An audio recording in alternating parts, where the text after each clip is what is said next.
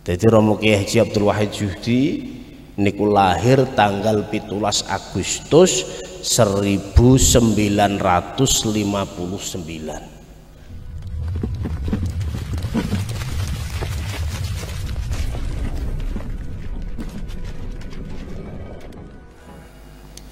Alhamdulillahi rabbil alamin. Pilih wonten ing dalu punika kita sedaya tasih dipun paringi nikmat dening Allah Subhanahu wa taala saged kumpul hadir wonten ing aula Pondok Pesantren Fadlul Wahid. Saperlu kita sedaya hormat dateng peringatan agung Hari Raya Kemerdekaan Negara Republik Indonesia. Ugi mengenang sedaya pahlawan ingkang sampun gigih memperjuangkan dhateng kemerdekaan negara. Mugi-mugi agen kita kempal wonten ing dalu punika leres-leres nuwuhaken berkah manfaat saking Allah Subhanahu wa taala. Amin ya rabbal alamin. Shalawat wa salam salajengipun mugi kunjuk wonten ngarsa junjungan Nabi besar Muhammad sallallahu alaihi wasallam. Priyantun agung ingkang sampun nuntun bimbing dhateng kita sedaya. Mugi-mugi kita sedaya terus dipun pimpin, dipun bimbing dening panjenenganipun ngantos sowan wonten ngarsa Allah Subhanahu wa taala kanthi husnul khatimah. Amin ya rabbal alamin. Para masyayikh, sedaya guru, kanca-kanca santri ingkang dipun mulyakaken Allah Subhanahu wa taala. Wonten ing dinten ingkang agung punika, dinten ingkang bersejarah punika, estu monggo kita syukuri. Ampun ngantos kula panjenengan sami dadi kacang lali kulite, dadi wong lali sejarah. Wonten setunggaling makalah, wonten sing ngendikake makalah niki hadis, tapi dipun teliti Al-Imam Al-Hafidh Ibnu Hajar Al-Asqalani dawuhaken bilih makalah menika boten sampai dados hadisipun Rasulullah sallallahu alaihi wasallam. Ananging makalah ingkang terkenal niki dawuhipun Al-Imam Sufyan Ibnu Uyainah. Lepas saka makalah ini adalah hadis atau tidak,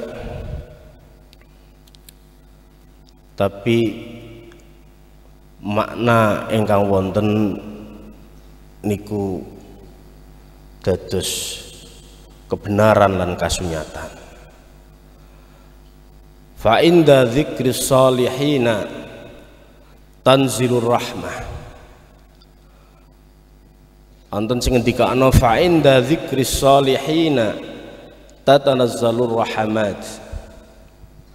Rikala kula panjenengan sami nutur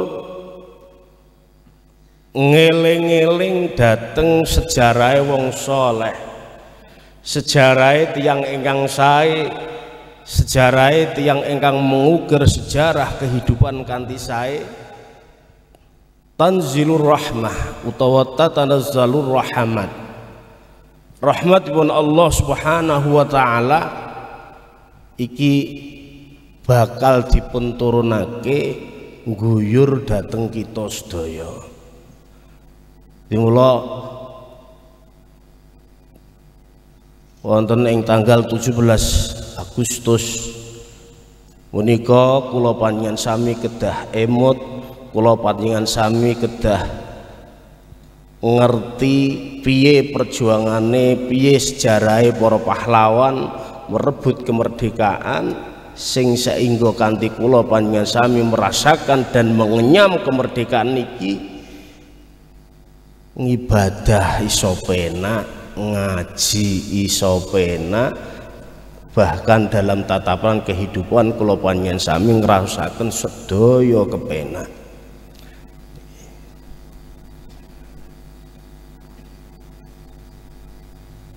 Lah sejarah dalam merebut kemenangan, merebut kemerdekaan ingkang saat niki kula panjenengan sami raosaken niki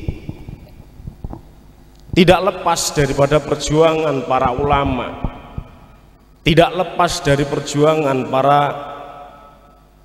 kiai, dan juga tidak lepas perjuangan dari para santri. Sejarah mencatat ketika para pahlawan telah merebut kemerdekaan pada tanggal 17 Agustus 1945. Setelah itu ternyata para penjajah datang lagi ke Indonesia, mengusik ketenangan kita, bahkan pengen merebut negara, kembali negara kita.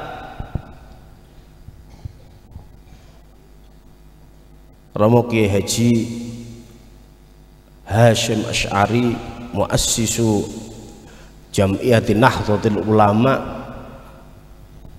beserta para kiai dan ulama lainnya, tanggal 22 Oktober mencetuskan fatwa jihad.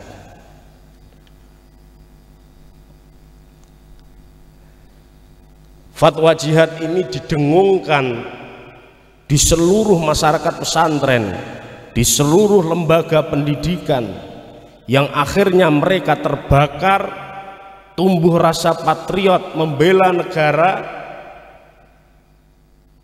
Tidak selang 18 hari daripada fatwa jihad yang didengungkan oleh Kiai Haji Hasyim Asy'ari bersama para ulama, terbakarlah semangat para rakyat, terbakarlah semangat para santri, terbakarlah semangat para kiai, sehingga tanggal 10 November 1945 terjadi perlawanan masyarakat Indonesia terhadap penjajah yang terkenal dengan Hari Pahlawan, yang dikenang saat ini Hari Pahlawan tanggal 10 November. Sejarah kudu ngerti, kudu ngerti. Nah, saat niki rasa patriot niku terus berdengung. Rasa pengen membela negeri, rasa pengen merebut kembali terhadap negara yang telah dijajah oleh para penjajah niki. Romo Kiai Haji Abdul Wahab Hasbullah, salah satu daripada muassis pendiri Jam'iyah Nahdlatul Ulama, niki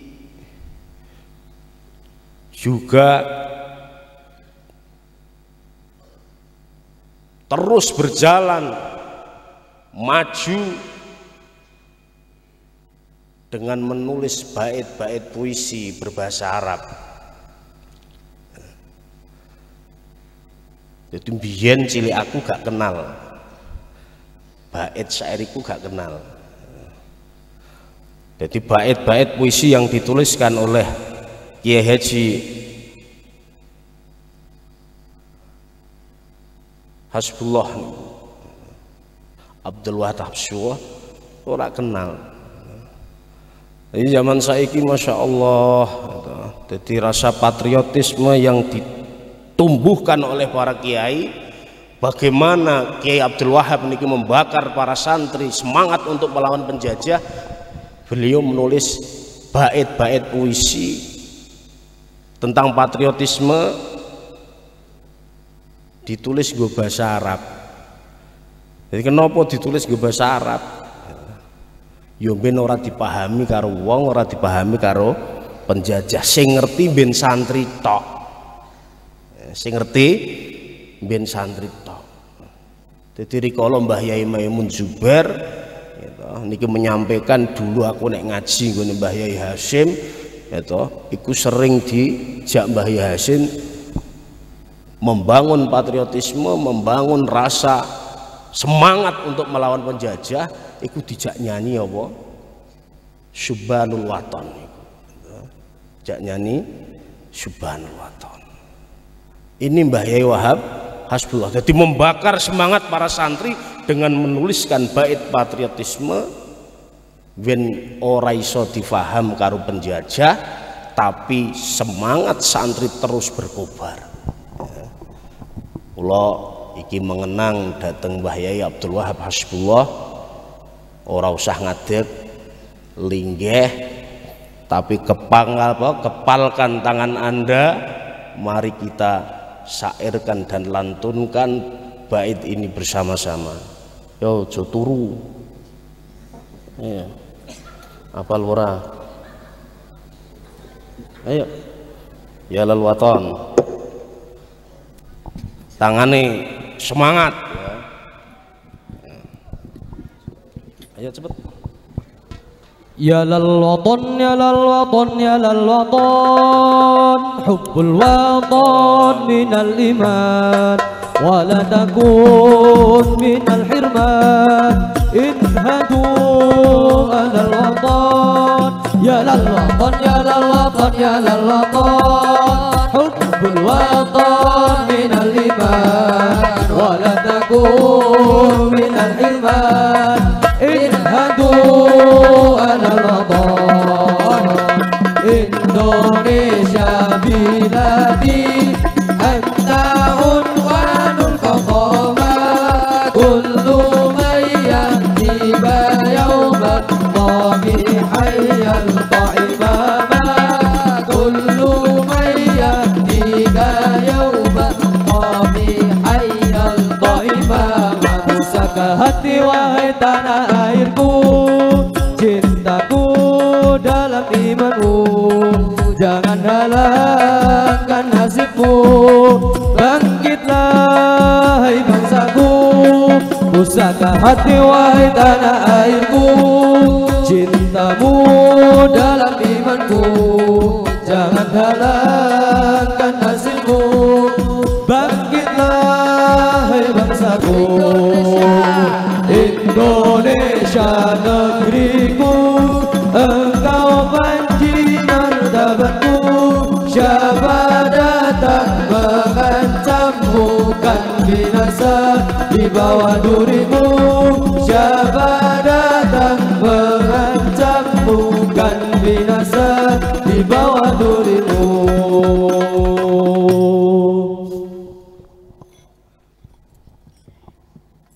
Konco-konco santri, fa inda dzikri sholihina tatanazzalur rahmat.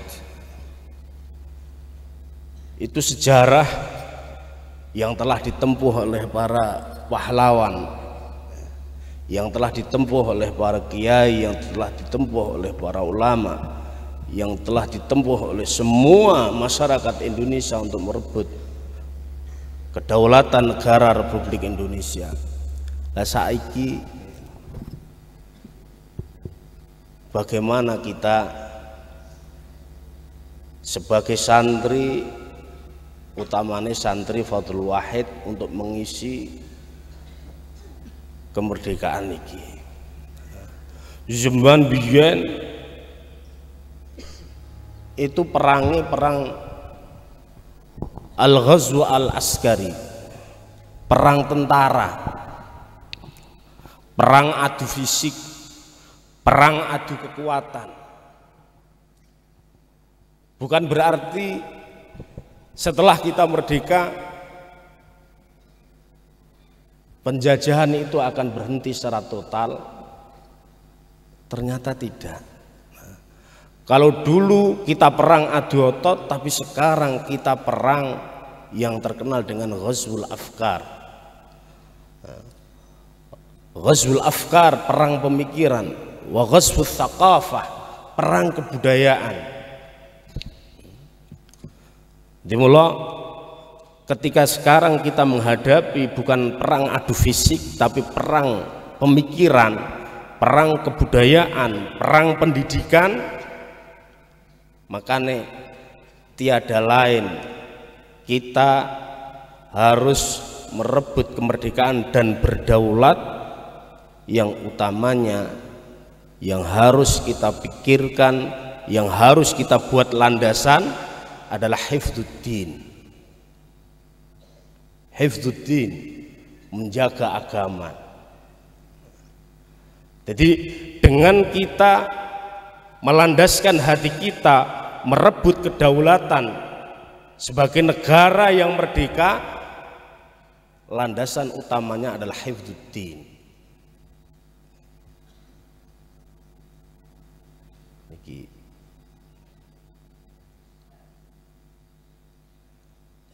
Jadi ini harus selalu melekat di dalam hati kita. Lah saiki perang pemikiran, aliran-aliran yang beredar begitu banyaknya tanpa ada kontrol, tanpa ada yang mampu menghalau secara langsung. Perang peradaban, perang kebudayaan yang bebas masuk dan melanda dalam negara kita. Lah ini pondok pesantren adalah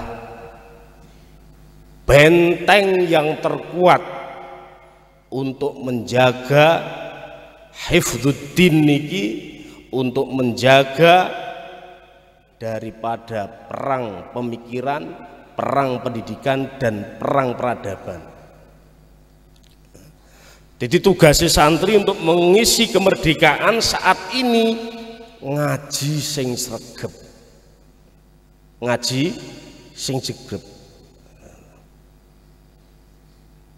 Kitab-kitab yang telah menjadi muqarrar di pondok pesantren, kitab Mu'tabarah yang merupakan ejawantah daripada risalah Rasulullah Shallallahu Alaihi Wasallam yang sudah terbukti kebenarannya, iki harus kita jaga. Jogone piye, ojo nganti dirusak, ojo nganti dirubah. Maka harus ada ulama, harus ada santri sing siap sinau, sing siap mempelajari, lan sing siap ngapalke. Jadi syariat itu dijogo tenan. Al-Quran kudu dihafalake, ilmu alat kudu dihafalno, ilmu syariat yo kudu dihafalke.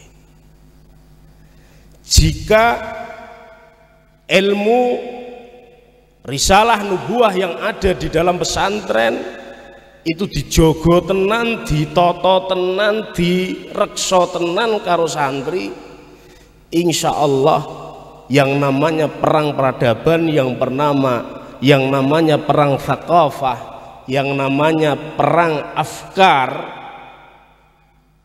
ini kita bisa menghalaunya. Kita mempunyai jiwa patriotisme untuk merebut akidah ini, untuk merebut kebenaran Islam ini. Jadi mula sing semangat, mula sing semangat. Kanca-kanca santri ya, awake dhewe ya kudu ngerti sejarah meneh, bahwa di hari ini tanggal 17/1945 adalah hari kemerdekaan negara Republik Indonesia. Di hari ini juga lahirlah sang pelita, lahirlah sang rembulan, lahirlah sang obor penerangan, yaitu al-maghfur lahu muassisul ma'had ad-dini Fadlul Wahid Romo Kiai Haji Abdul Wahid Juhdi. Jadi Romo Kiai Haji Abdul Wahid Juhdi niku lahir tanggal 17 Agustus 1959. Kenapa saya katakan Romo Kiai Haji Abdul Wahid Juhdi ini adalah sang pelita hati, ini adalah sang rembulan yang menerangi, ini adalah sang obor penerangan, karena lahirnya Kiai Haji Abdul Wahid Syihdi ini telah menggores sejarah yang indah, yaitu rikala Mbah Nyai Khadijatul Kubra garwanipun Mbah Yai Muhammad Syihdi niku gadis muda didhawuhi kalih Mbah Yai Abdul Hadi badhe dinikahno karo Mbah Yai Syihdi. Dadi Syekh cilik. Iki karena sifat semangat belajar Mbah Nyai Khadijah, karena Mbah Nyai Khadijah itu indahat tamuh, beliau mempunyai sifat ambisi yang sangat kuat bagaimana bisa menjadi seorang wanita yang alimah. Hari kalau ditawari Mbah Yai Syihdi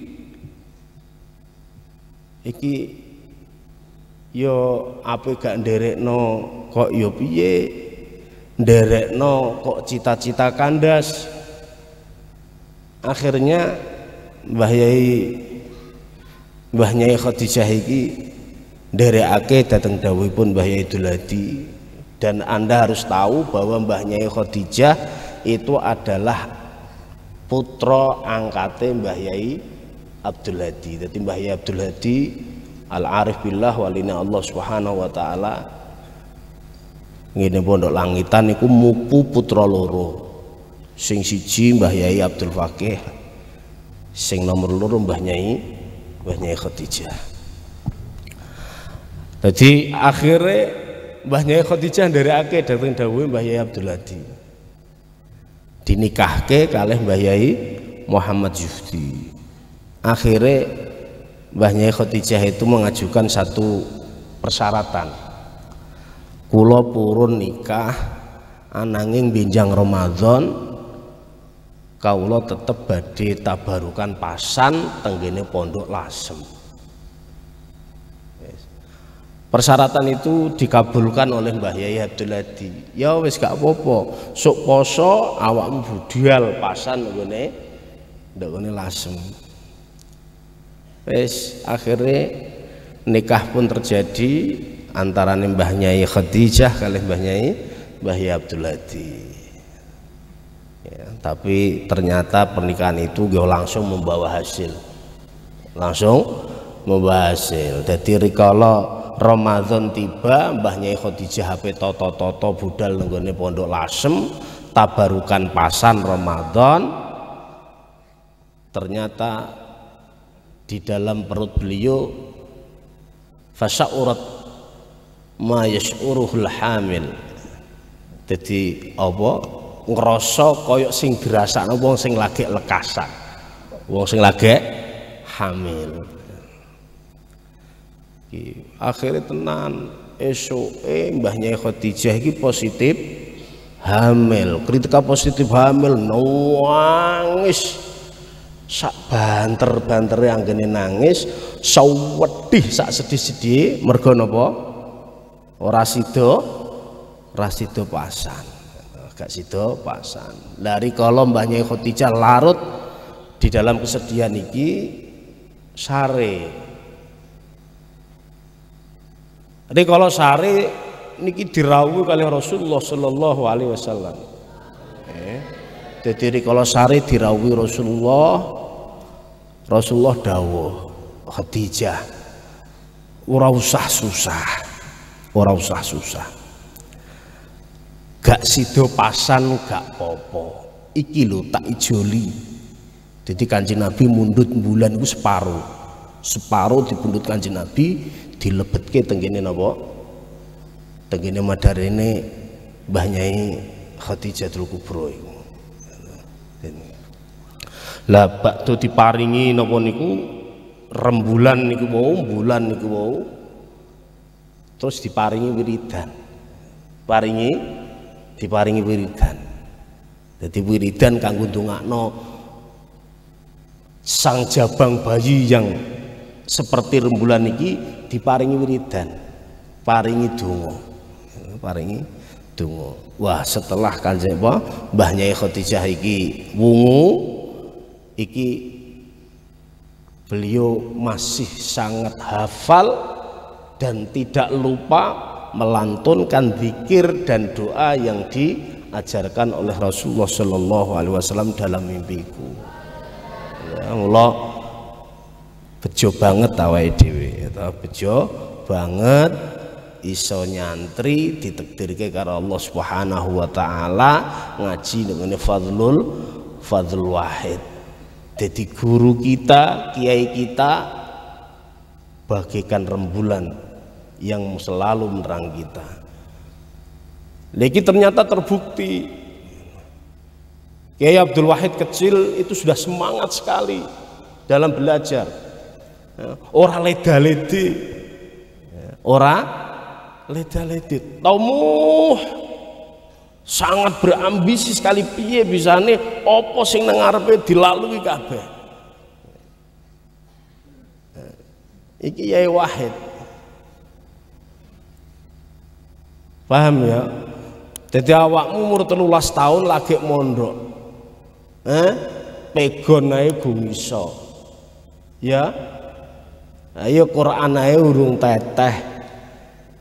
Guru kita Kiai Haji Abdul Wahid Judi umur 13 tahun iki wis duwe karangan kitab. Wis duwe karangan kitab. Jadi Mangzumatun fi ilmi tauhid. Mangzumatun fi ilmi tauhid. Jadi rikala aku ndungu cerita iki yo semu bagaimana ngono tenan pura. Aku bandingno awakku dhewe lho, aku umur 17 tahun urung iso apa-apa. Aku umur 15 tahun lagi mondok. Lah itu Yai Wahid umur 13 tahun kok wis duwe apa karangan kitab. Wong ku nek duwe karangan kitab ya jangan bayangkan bagaimana dia sudah menguasai terhadap ilmu tersebut. Lah iku tahun berapa itu saya nelpon sama Bunya Aisyah, adik Yai Wahid. Boleh napa leres Yai Wahid niku gadah karangan kitab rikala umur 13 tahun. Iya duwe. Lah napa kira-kira tasih wonten le? Wah ya mbuh nek ijeh tapi kok tak golekane. Tak golek nggih le kula tenggo. Akhirnya digoleki tenan masyaallah ketemu kitab itu. Kitab itu ketemu dadi wis fotokopinan weli ngono grepes pinggir. Tapi alhamdulillah isi daripada kitab itu utuh. Utuh. Lah ini untuk membuktikan bagaimana Yai Wahid ini benar-benar beliau umur 13 tahun iki wis duwe karangan kitab Mangzumatun fi ilmi tauhid. Ternyata di akhir mangzumah itu, di akhir kitab itu iku diserat sama Yai Wahid dhewe. Fa iyakun fi hadhihi risalah ghalatuha fa abdilan bisihah li'anna man sannafaha minal fata fa umruhu thalitha ashrah sanata. Iki dawuh Wahid. Fa iyakun fi hadhihi risalah, nek kapan nek nggone risalah iki ghalatuha ana klirune fa'abdilan bisihah, maka gantilah dengan yang benar. Jadi Wahid orang ngotot nunggone pendapatnya karena memang umur 13 tahun. Wis pokoke anggere sing ora pas ganti. Li anna man sannafaha minal fata, karena orang yang mengarang risalah ini, mengarang kitab ini adalah anak yang masih muda belia. Fa umruhu thalitha asyrah sanata, umurnya baru 13 tahun. Iki. Jadi ini tamuh kesemangatan yang dimiliki oleh guru kita, kesemangatan yang dimiliki oleh muassis kita, muassis pondok pesantren Fadlul Wahid yang kita cintai ini. Dimula dadi santrine Yai Wahid ojo nganti keri. Ojo nganti gak kecipratan semangate Yai Wahid. Dan bagaimana Kiai Wahid ini membakar kesemangatan terhadap para santri, Masya Allah niki.